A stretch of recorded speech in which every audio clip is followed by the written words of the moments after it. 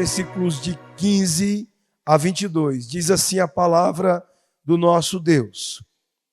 O rei do Egito ordenou às parteiras hebreias, das quais uma se chamava Sifrá e outra Puá, dizendo: quando servirdes de parteiras às hebreias, examinai.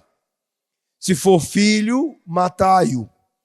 Mas se for filha, que viva. As parteiras, porém, temeram a Deus, e não fizeram como lhes ordenara o rei do Egito. Antes deixaram viver os meninos. Então, o rei do Egito chamou as parteiras e lhes disse: por que fizestes isso e deixastes viver os meninos? Responderam as parteiras a Faraó: é que as mulheres hebreias não são como as egípcias, são vigorosas e antes que lhes chegue a parteira, já deram à luz os seus filhos. E Deus fez bem às parteiras, e o povo aumentou e se tornou muito forte. E porque as parteiras temeram a Deus, ele lhes constituiu família. Então ordenou Faraó a todo o seu povo, dizendo: a todos os filhos que nascerem aos hebreus lançareis no Nilo, mas a todas as filhas deixareis viver. Queridos, vamos orar mais uma vez. Senhor, nosso Deus e nosso Pai, ó Deus, nesse momento a Tua palavra está aberta, ó Pai, diante do Teu povo, para, Senhor, ser exposta a Ele, ser entregue ao Teu povo, ó Deus, como a palavra de Cristo que ergue-se, ó Deus, diante deles como um trono do próprio Senhor, ó Pai, para que Ele os governe. Ó Deus, que nesse momento em que a Tua palavra será explicada, será aplicada, ó Pai, e sendo exposto, ó Deus, que sejam as palavras reais do Senhor Jesus, entregue, ó Pai, a seus corações para os governar, ó Deus, para os corrigir, para, ó Deus, os encher de esperança, para mostrar-lhes, ó Deus, o que fazer e como fazer. Ó Deus, para afastar, remover medos e nutrir temor do Senhor, ó Pai, que é cheio de deleite, de esperança. Ó Deus, que a Tua palavra neste momento, ó Pai, ela fale ao Teu povo, instruindo, ó Pai, e encorajando. É o que nós te pedimos no nome de Jesus. Amém, Senhor. Meus irmãos, em nosso texto aqui, em nossa história, nós temos um rei. Mas nós poderíamos dizer que nós temos dois reis nessa história. Ambos, meus irmãos, ambos aqui têm medo. O primeiro, ele senta-se no trono mais alto, mais poderoso da terra. A sua palavra, rios aqui mudam de curso, cidades brotam do deserto. Este rei é poderosíssimo para construir cidades, derrubar cidades. Ele comanda exércitos. Ele possui ouro suficiente para forrar de glória o túmulo dos seus mortos. E ainda assim, tremem-lhe as mãos. É um rei cheio de medo. Veja, esse rei, ele tem medo aqui, e vimos isso desde o domingo passado. Ele tem medo de um bando de escravos. Agora veja, o segundo trono não é trono nenhum. São duas mulheres simples, sem nome de família, sem espada, sem palácio, apenas parteiras. São mãos realmente delicadas e importantes, porque são mãos que ajudam a vida a nascer. Trazem crianças, bebês ao mundo. Por isso que há uma realeza nisso aqui. Mas são mãos e são mulheres que também tremem. Elas também tremem. Mas observem bem, porque aqui está o nó de toda a nossa mensagem desta manhã. Veja, o primeiro medo leva o rei a matar bebês. Já o medo destas duas mulheres as leva a salvar uma nação. Dois medos muito diferentes. Um leva à morte, o outro poupa a vida. Um medo cava sepulturas, o outro medo ele edifica casas. O medo, meus irmãos, do primeiro rei o leva a matar bebês aqui. Então nós podemos dizer que é um medo que aprisiona, enquanto o medo destas mulheres que as leva a poupar vidas, nós podemos dizer que é um medo que liberta. Veja, é exatamente por isso que o título da nossa exposição desta manhã, ele vai inclusive parecer um contrassenso, à primeira vista. Hoje nós meditaremos sobre a liberdade através do medo. Veja, nós costumamos pensar o medo como se ele fosse uma cela, uma cadeia. O medo, ele nos encolhe, ele nos cala, ele nos curva. Mas a Escritura, ela conhece um medo, ela conhece o medo que é a própria porta da cela escancarada, aberta, destravada, rompida, arrombada. Um temor que não nos faz fugir, e sim ficar de pé, que não nos faz mentir, e sim resistir, que não esmaga a alma, mas a faz ficar reta diante do homem mais poderoso da terra e dizer a ele, não. O C.S. Lewis, ele falava de um certo personagem que não era seguro, mas era bom. E é assim o Deus deste nosso texto. Não é um Deus seguro, no sentido de domesticado, no sentido de ser inofensivo. Veja, meus irmãos, o Deus que nos é revelado em Êxodo e em toda a Escritura, ele é um leão. Ele causa medo, ele provoca temor, mas ele é bom. E temer esse leão é a mais doce de todas as liberdades, diz o C.S. Lewis. Veja, queridos, olhe ao seu redor e olhe para dentro de si mesmo. Olhe para as profundezas da sua própria vida, do seu coração. Todos aqui neste salão, todos aqui temem alguma coisa. Nós temos medos não apenas de algumas coisas, mas de muitas coisas. Há quem tema o que os outros vão dizer. Ah, você é feio. Ah, você é pobre. Ah, você é isso, você é aquilo. Há quem tema ficar de fora de um determinado grupo social, de alguma roda. Veja, meus irmãos, há quem tema perder o emprego. Há quem tema uma doença grave. Há quem tema a velhice.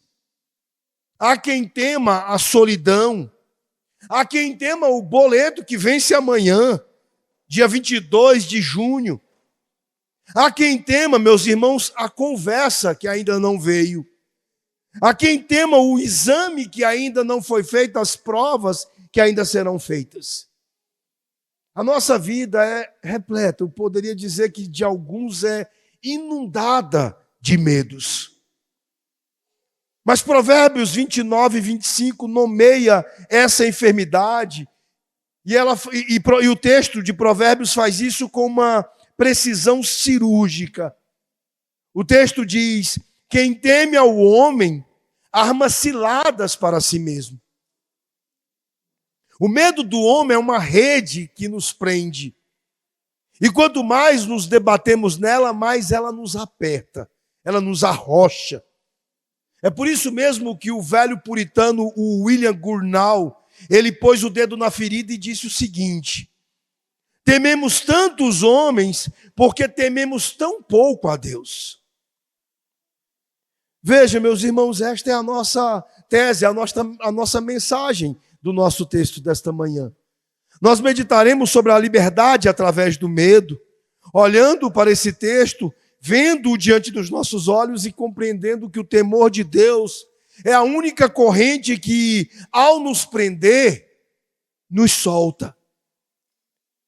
Quem teme a Deus não precisa temer mais ninguém. Quem se recusa a temer a Deus acabará escravizado por 1000 pequenos faraós. Então vamos caminhar neste texto, nesta manhã, e ouvir o que o Senhor tem a nos dizer. Em primeiro lugar, nos versículos 15 a 16, a palavra do Senhor nos diz que o medo aprisiona. Aqui o nosso texto coloca-nos diante da ordem de um tirano. Veja o que diz o verso 15. Falou o rei do Egito às parteiras dos hebreus, das quais uma se chamava Sifrá e a outra Puá. Veja, queridos, reparem no contraste que Moisés, guiado pelo Espírito Santo aqui, ele arma nesse texto deliberadamente, neste primeiro versículo, deliberadamente. Veja, de um lado nós temos o homem mais poderoso da terra, e o texto não se digna nomeá-lo. Ele apenas diz, ele não registra o seu nome, ele apenas diz o rei do Egito. Ou seja, queridos, o Senhor das pirâmides, cujo rosto foi esculpido em pedra para durar mais de 4.000 anos, entra aqui na narrativa do Deus vivo como apenas o rei do Egito. Apenas isso. Do outro lado, 2 parteiras hebreias, 2 mulheres que poderiam ser chamadas de ninguém. Isso segundo o mundo. Porque de acordo com o Espírito Santo de Deus, elas têm seus nomes gravados aqui, e seus nomes são gravados para sempre. Sifrá e Puá. Nomes que vocês guardarão nesta manhã e que certamente vocês ouvirão ecoar pela eternidade. Porque são nomes gravados na Escritura pelo Espírito de Deus. Veja, Sifrá quer dizer formosa. Puá evoca brilho, esplendor. De maneira que no nome das duas nós vemos juntados aqui beleza e esplendor. E em pleno cativeiro, o Espírito faz questão de colocar-nos diante de algo tão belo. Meus irmãos, esse é o hábito do nosso Deus. Veja, ele esquece os nomes dos orgulhosos, dos arrogantes, e ele decora os nomes dos pequeninos. As pessoas que se acham grandes, as pessoas orgulhosas, aqueles que são arrogantes, o Senhor faz questão de esquecer-lhes os nomes. Já os seus pequeninos, seus nomes estão na ponta dos lábios do Senhor. A sua boca os profere com doçura, com prontidão. Sifrá, Puá. É assim que surge aqui o nosso texto. Veja, queridos, Faraó ele queria ser lembrado e ele foi esquecido. As parteiras não pediram para serem lembradas e foram imortalizadas. E talvez seja esse o sentimento, a luta, a tensão dos nossos corações. Talvez nós estejamos lutando pelo fato de que nossos sobrenomes sejam aparentemente sem importância. Talvez nos nossos ambientes de trabalho nós estejamos lutando por importância, por cargo. Talvez o nosso desejo na igreja ou fora dela, em todos os ambientes onde andemos, seja por palco. E aqui, já na abertura desse nosso texto sobre liberdade, E em meio a tantos temores diferentes, meus irmãos, nós estamos aqui sendo lembrados pelo Senhor, colocados diante do Senhor para sabermos que o céu ele mantém um livro. E nesse livro não há letras pequenas para os santos humildes de Deus. Mas a grande verdade é que não há lugar nele para pessoas arrogantes e orgulhosas. Apenas para os santos humildes de Deus, como Sifrá e Puá. Agora veja o versículo 16. Agora a temperatura do texto ele despenca. Porque veja do que é capaz esse homem arrogante. Ele diz, olha, quando servirdes de parteira às hebreias e as virdes sobre os assentos, se for filho, matá-lo-eis, mas se for filha, viverá.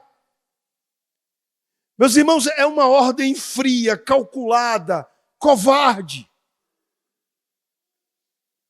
É isso que esse tirano ordena aqui.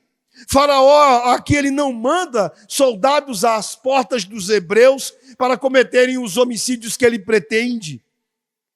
Isso levantaria suspeita, isso causaria revolta. Uma espécie de convulsão social poderia surgir dessa atitude, e ele sabe disso. Então o que é que ele faz? Ele recruta as próprias parteiras para fazer o seu trabalho sujo. O plano era que os meninos morressem no parto, discretamente, como se fosse uma fatalidade natural. Não haveria, sim, testemunha, nenhuma prova contra o tirano.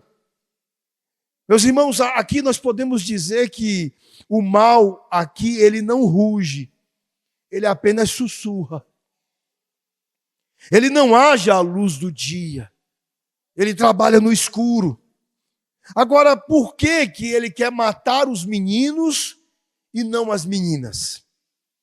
A resposta está no versículo 10. Volte um pouquinho. Veja o que o texto diz no versículo 10. Ele diz assim: Eia, usemos de astúcia para com ele, para que não se multiplique e seja o caso que, vindo guerra, ele se ajunte com os nossos inimigos, peleje contra nós e saia da terra. Faraó está aqui preocupado com a multiplicação dos hebreus. Mais do que isso, preocupado com a multiplicação dos homens hebreus, porque ele teme que, caso vindo guerra, estes homens hebreus se aliassem aos seus inimigos e pudessem fazer guerra contra ele. Ou seja, queridos, tudo o que ele está intentando aqui, no seu mal sussurrado, aparentemente silencioso, trabalhado na escuridão, tudo que ele está intentando aqui é motivado pelo medo. Medo de perder o poder, medo de perder o controle sobre o Egito, medo do futuro. Meus irmãos, alguém já disse que nós não deveríamos temer os homens corajosos. Nós deveríamos temer os covardes, porque eles, quando estão com medo, eles são capazes das piores coisas. Eles são sujos como o faraó, eles são sorrateiros, eles trabalham na escuridão, eles são capazes de traições terríveis, eles são coisas terríveis nas nossas vidas. E vejam até onde leva aqui a covardia e o medo de Faraó. Leva até o infanticídio, queridos. Veja que o medo que não teme a Deus, ele não tem fundo. Ele desce até os lugares mais escuros, mais sombrios da humanidade. E é exatamente isso que o pecado faz conosco. Ele nos leva para o fundo, para o fundo, para o fundo. Ele promete liberdade, mas ele só entrega escuridão. Ele promete liberdade, mas só entrega escravidão. Ele promete segurança, mas ele apenas cava abismo. Um abismo atrás de outro abismo. Veja, meus irmãos, aqui o que nós temos é o preciso retrato, o exato retrato do medo que escraviza. Um homem é acorrentado dentro da sua própria casa porque ele tem medo do que tem lá fora. Parece que eu estou falando da pandemia, né? Parece que eu voltei a 2020 e vimos o comportamento das pessoas. Pessoas escravizadas pelo medo, trancadas. Ali eles colocam trancas e mais trancas nas portas. Eles colocam tábuas nas janelas. E os vizinhos olham e pensam, e talvez eles acreditem, olha que fortaleza. Mas por dentro, o que é que nós temos? Não temos uma fortaleza. Por dentro nós temos um prisioneiro do próprio medo, que a cada novo ruído acrescenta mais um cadeado, que a cada novo ruído acrescenta mais uma tábua com pregos na parede, nas janelas. Prisão, prisão, é isso que o medo faz. Esse, queridos, é o retrato do medo em nosso texto. Assim é Faraó, por fora o império, por dentro o terror. E assim, meus irmãos, é todo o coração que faz do medo o seu Deus. Quanto mais teme, mais constrói muros, mais ergue fortificações, muros que os separará das pessoas, das famílias, que os separará do próprio Deus. E quanto mais muros constrói, menor fica a casa, até que não sobra espaço sequer, nem mesmo para poder respirar. Queridos, o medo do homem é o mais cruel dos senhores de escravos. De todos eles, é o pior que nós estamos vendo aqui. Veja, por quê? Porque ele mora dentro de você e ele cobra aluguel da sua alma todos os dias. O Thomas Brooks, ele ensinava que o medo do homem é uma armadilha que prende inúmeras almas que poderiam ter sido livres. E esse é o primeiro retrato do nosso texto. O medo que aprisiona. Segundo lugar, veja o verso 17. Tudo gira numa só palavra aqui. As parteiras, porém,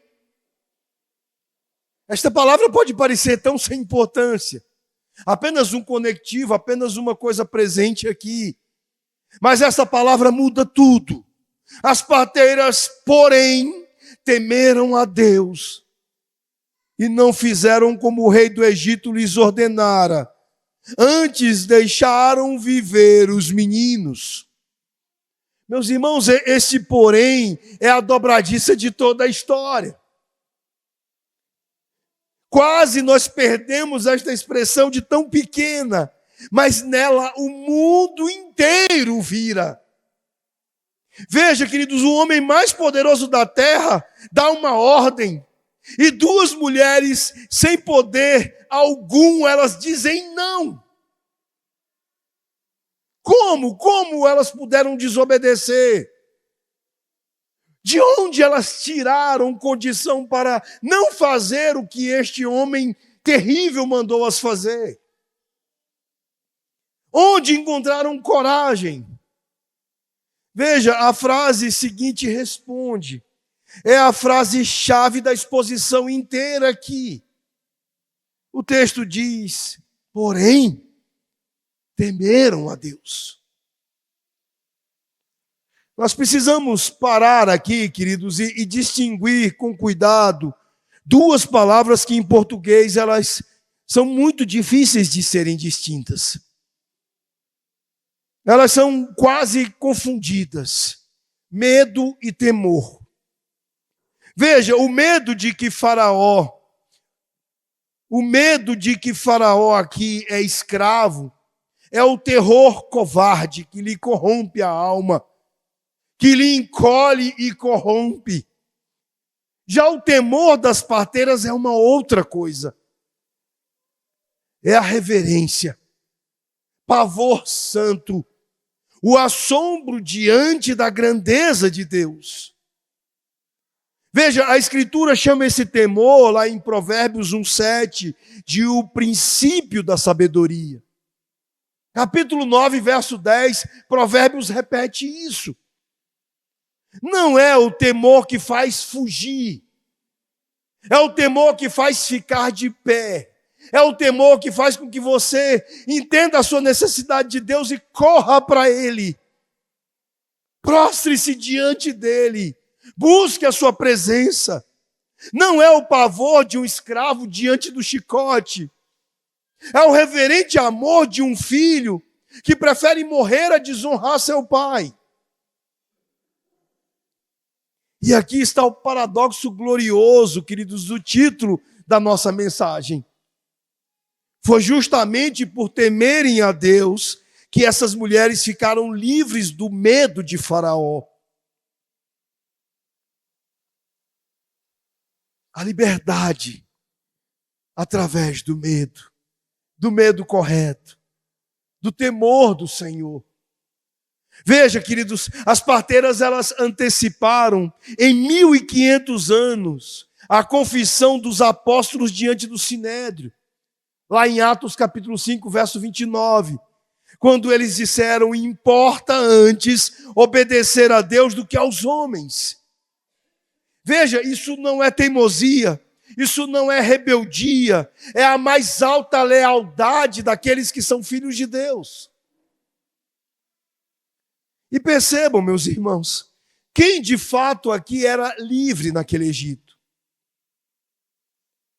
Faraó, no topo da pirâmide, era na verdade o homem mais escravizado do império. Ele estava acorrentado aos seus próprios medos.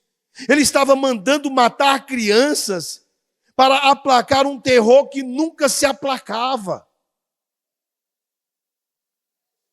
Veja, Sifrá e Puá, no fundo da escala social, eram as duas pessoas mais livres do Egito, porque elas estavam amarradas a Deus.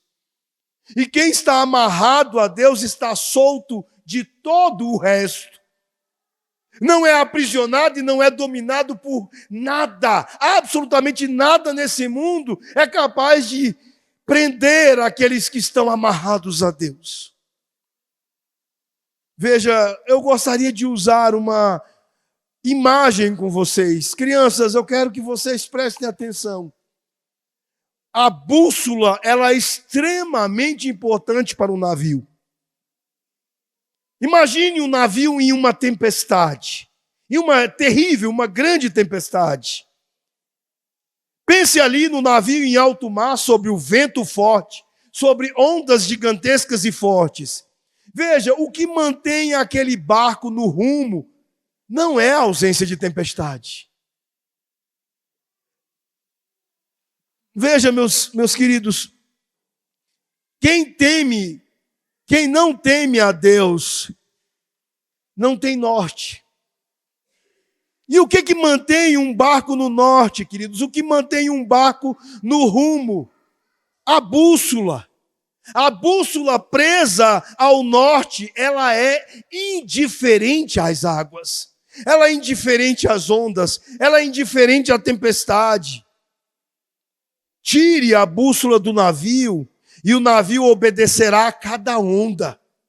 Cada onda que vier o levará para onde quiser, porque não há norte, não há curso estabelecido. Veja, ela vai para onde o medo a empurrar. Agora, o temor de Deus é a bússola da alma. As parteiras tinham o coração travado num só norte. É por isso que as ameaças de Faraó, como ventos terríveis, não mexeram no rumo da vida dessas parteiras. Quem não teme a Deus, queridos, gravem isso, não tem norte. É jogado de um medo a outro medo, do que dirão nos seus ouvidos ao que farão nas suas vidas. Mas a alma com bússola, ela passa pela tormenta sem trair o seu curso. Queridos, ser corajoso não é não ter medo de nada. É amar e é respeitar a Deus mais do que qualquer coisa que nos assuste. É precisamente isso que é ser corajoso, crianças. É você ter o seu temor ao Senhor como aquilo que está acima de todas as coisas, de todas as tempestades, de todas as coisas dessa vida que tentam mudar o seu curso. Então aqui nós temos o que podemos chamar de o primeiro grande chamado desse texto. O que fazer? O que fazer diante desses desafios das nossas vidas? Veja, cultive o temor de Deus acima de qualquer outro temor. Não basta admirá-lo nas parteiras. É preciso pedi-lo. É preciso buscá-lo. É preciso alimentá-lo.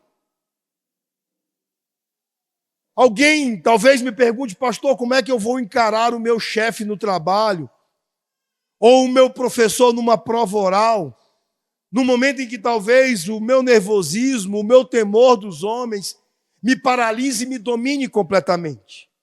Talvez a solução que você ache seja, eu vou tomar um comprimidinho, vou tomar um remédio. Isso não será você. Como você lida com isso? Alimentando o temor do Senhor. E me lembrando que temer ao Senhor me deixa livre, desgarrado, completamente liberto de todos os outros temores dessa vida. De todas as coisas que podem me prender e me paralisar. Alimente, cultive, peça, busque, alimente. Como fazer isso? O temor de Deus cresce em nós, queridos, por meios concretos. Em primeiro lugar, demore-se na grandeza de Deus. Leia os Salmos. Contemple a santidade que fez Isaías gritar em Isaías capítulo 6, ai de mim. Em segundo lugar, lembre-se de que ele vê o que está em secreto. Nada do que você faz na escuridão é escondido dos olhos do Senhor. Em terceiro lugar, viva a luz do dia do juízo, em que você prestará contas ao Senhor Deus. E em quarto lugar, sem o qual os três anteriores só vão produzir terror, fixe seus olhos na cruz, onde o Deus temível se faz também o Deus que perdoa, que acolhe, que salva, que liberta. Veja, o temor que liberta, queridos, nasce do encontro entre a santidade que nos esmaga e a graça que nos levanta. E assim nós temos o nosso segundo ponto. Em primeiro lugar, nós vimos o medo que aprisiona. Em segundo lugar, nós vimos o medo que liberta. E agora, em terceiro lugar, queridos, nós vemos o medo posto à prova. Versículos 18 e 19. Veja o verso 18. Então o rei do Egito chamou as parteiras e lhes disse: por que fizestes isto e deixastes viver os meninos? Veja, a coragem, queridos, do quarto fechado destas parteiras, agora é convocada ao salão do trono do rei. E ele vai confrontá-las. Veja, uma coisa, queridos, é temer a Deus quando ninguém pergunta. Outra é manter esse temor quando o homem mais poderoso da terra crava os olhos em você e exige explicação. Veja, o temor de Deus que vale alguma coisa é o temor que sobrevive ao confronto. Provavelmente passaram-se alguns anos entre a ordem estabelecida pelo rei e esta convocação feita aqui das parteiras. Porque ele provavelmente estava vendo que continuava tendo meninos entre os israelitas. Meninos crescendo. Nascidos, não apenas nascidos, mas que estavam ali crescendo diante dos olhos dele. E então, estes anos depois, essas mulheres que viveram debaixo da espada, sabendo que um dia seriam chamadas para prestar contas, estão aqui agora diante do rei para fazer isso. O dia chegou para elas. E vejam o verso 19. Responderam as parteiras a Faraó. É que as mulheres hebreias não são como as egípcias. Elas são vigorosas e antes que lhes chegue a parteira, elas já deram à luz. Meus irmãos, as parteiras mentiram. E se mentiram, elas pecaram. Esse é um dos textos das Escrituras, nós temos outros, em que muitos questionam se Deus estaria autorizando a mentira, ou se realmente Deus estaria exercendo algum tipo de condescendência, algum tipo de exercício misericordioso sobre os seus filhos que mentem por alguma conveniência. Veja, são muitas as opiniões sobre isso aqui. Mas nós precisamos ser honestos, mas não apenas isso. Precisamos ser cuidadosos como convém a todos aqueles que manuseiam a palavra de Deus. Há divergências aqui. Por exemplo, João Calvino, ele entendeu que houve falta, pecado, na resposta das parteiras aqui. Uma fraqueza que Deus, em sua indulgência paternal, cobriu pela graça. Diante da fé, apesar do tropeço nas palavras, Deus teria tratado estas mulheres com misericórdia. É uma opinião respeitável. De fato, nós temos um homem piedoso emitindo aqui uma opinião piedosa, respeitável. Eu, pessoalmente, vejo o texto de uma maneira diferente da de Calvino, como vários outros autores veem. Veja, no nosso texto aqui, queridos, 4 vezes Moisés se inclina sobre essas mulheres para abençoá-las.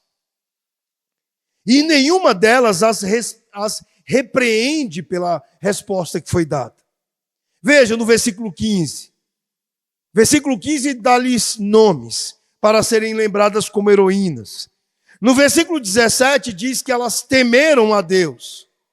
No versículo 20 diz que Deus fez bem às parteiras. E no versículo 21 diz, por temerem a Deus, ele lhes constituiu família. Ou seja, esse texto não está dividido.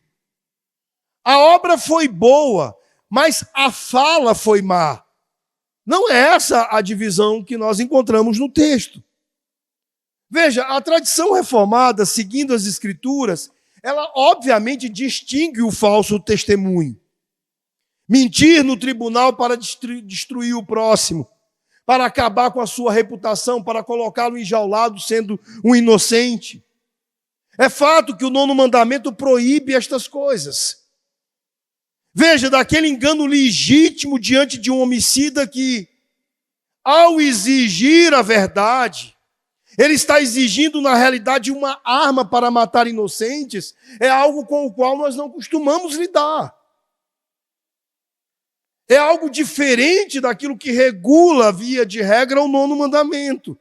Por exemplo, quando o nazista batia à porta dos alemães e perguntavam, tem algum judeu escondido na sua casa? O que está em jogo aqui?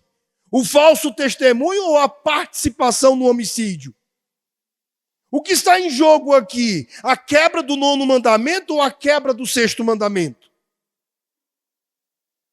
Meus irmãos, são coisas difíceis, complicadas, cinzentas para pessoas quebradas, vivendo em um mundo quebrado. Dizer a verdade aos nazistas significava entregar as pessoas à morte. Da mesma maneira que para estas parteiras também significaria. Nós temos um outro passo da Escritura, similar a estas histórias. Raabe escondeu os espias e mentiu ao rei de Jericó. E qual que é a expressão da Escritura sobre o comportamento de Raabe? A carta aos Hebreus, no capítulo 11, a celebra entre os heróis da fé. O ponto, meus irmãos, que Moisés faz aqui não é uma casuística da resposta destas mulheres. O ponto que Moisés quer que eu e você examinemos, olhemos para ele, não é se elas estão aqui sendo precisas nas suas palavras e dizendo a verdade ou não. O ponto de Moisés é estabelecer o temor que produziu as falas. Veja, nós não deveríamos ser rápidos em julgar e em condenar aqui o que o próprio Espírito Santo não se apressa em condenar.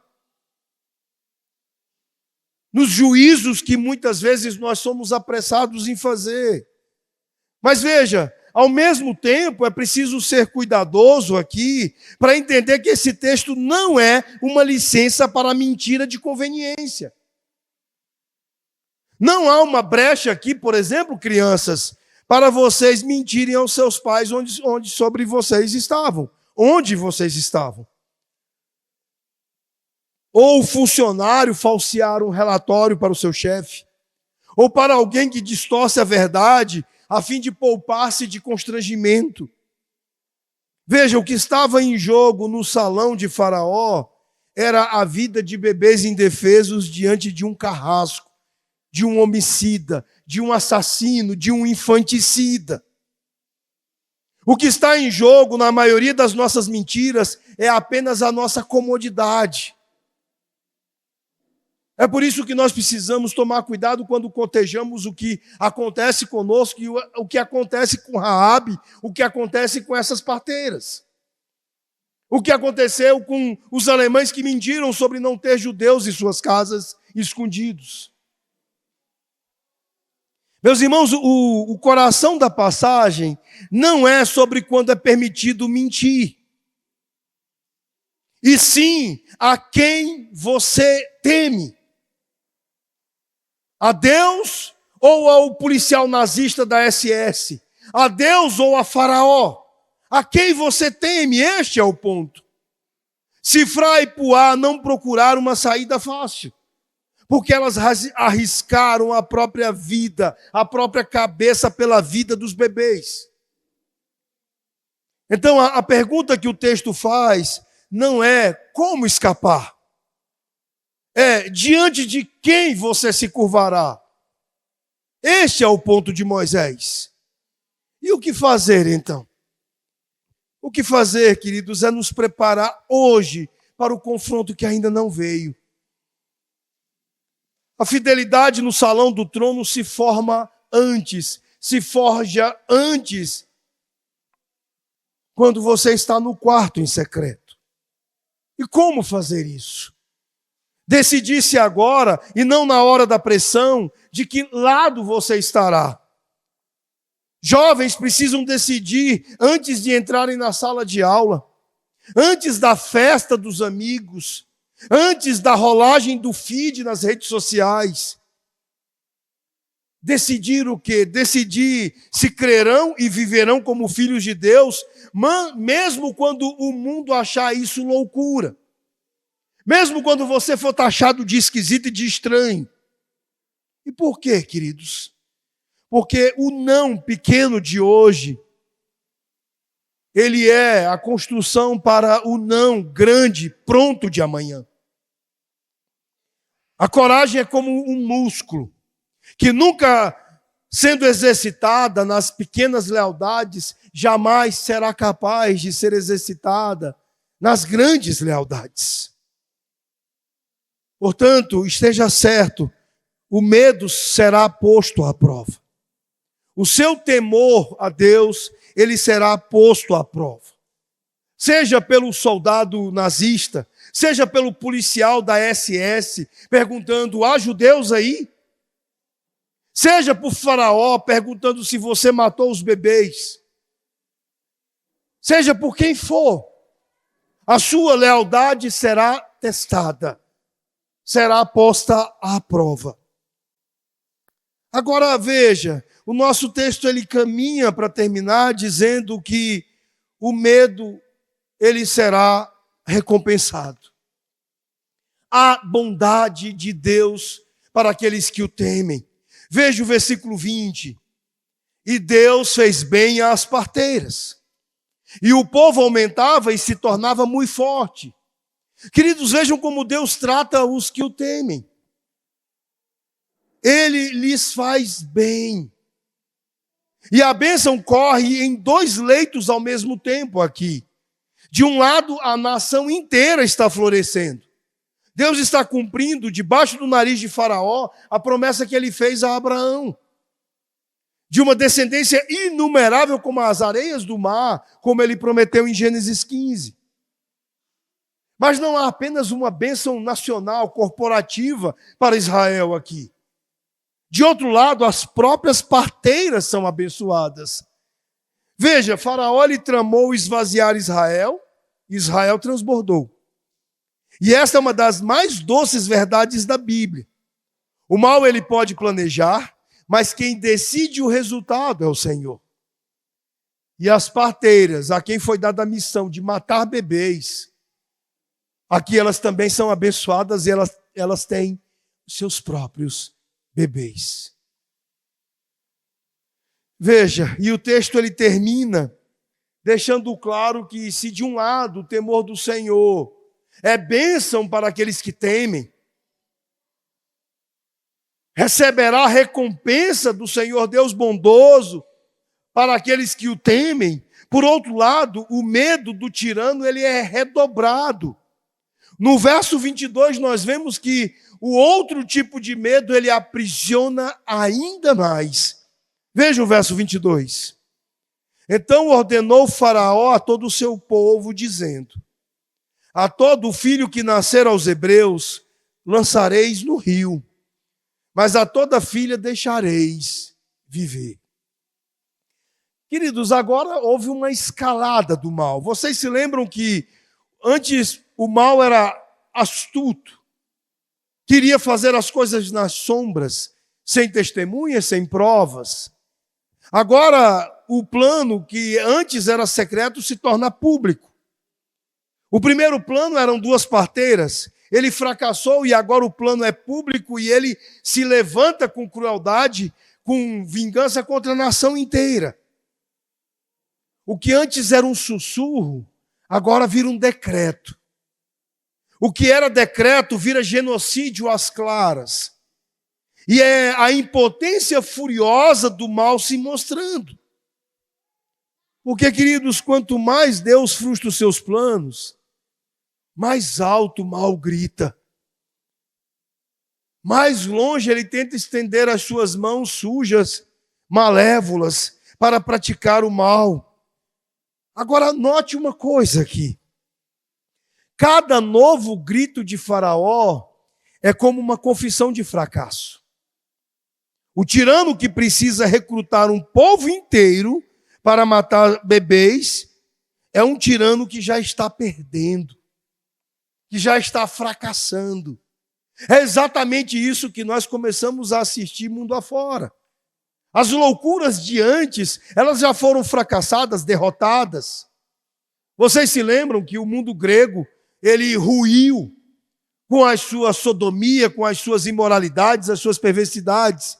Agora eles, em novos ciclos, tentam se erguer de novo, tentaram no passado, estão tentando no presente, mas eles já estão derrotados. Assim como o Faraó aqui. Veja, ele diz: lançareis no rio, o rio Nilo. E guarde essa água, porque ela vai voltar. E vai voltar algumas vezes. Veja, o Nilo que Faraó transforma aqui em túmulo para os meninos hebreus, será o primeiro rio que Deus transformará em sangue em Êxodo 7.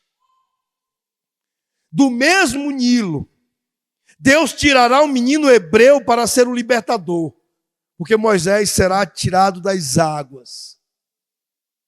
E será no mesmo mar que o exército de Faraó, que lançou bebês na água, será ele mesmo lançado na água e tragado por estas águas, fazendo dali o seu próprio túmulo, em Êxodo 14. Esta é a realidade do mal. Ele se estende, ele grita, os seus gritos de fracasso, mas o seu final é revelado pelos seus próprios gritos. Olha, eu quero que você grave bem esta lei do governo de Deus. Ele queria um rio de sangue, o faraó. Então o Senhor Deus deixa claro, olha, você vai ter o seu rio de sangue. Ele semeia afogamento, então ele vai colher afogamento. Queridos, quem cava cova para o justo, nela mesmo cai. Essa é uma lei do Senhor. E sobre tudo isso para uma sombra que aponta para muito além do Egito. Veja, 1500 anos depois, outro tirano, Herodes, tomado do mesmo medo, ele ordenaria a morte de todos os meninos de Belém de 2 anos para baixo. E numa caçada vã ao rei recém-nascido, lá em Mateus capítulo 2, ele fracassa. Faraó e Herodes têm o mesmo pai e não é Deus, queridos. E contra ambos, o Senhor tem o mesmo plano celeste. Um libertador que escapa do massacre.